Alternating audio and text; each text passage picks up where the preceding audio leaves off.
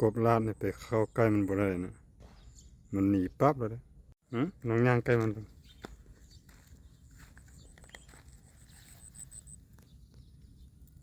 ไปดียังไงyou okay ไม่โอ้ปจานเนาะเมื่อจะโอ้กบไปเจาะเห็ดพงทางลุ่มเลยมันลุบลงเนาะจะได้วางแผนโยน้องที่เฮ็ดผ่านมาสันโพดเนาะแบบนี้เลยเฮ็ดให้ดินมันไหลเลื่อนง่ายเนาะ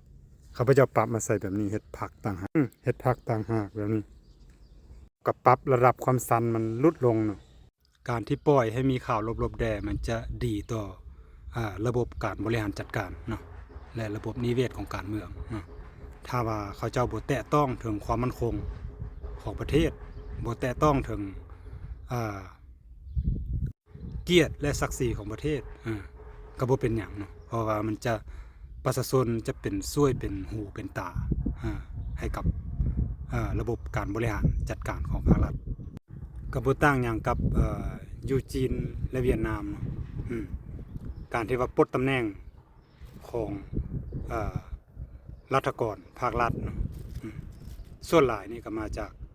การเป็นหูเป็นตาของประชาชน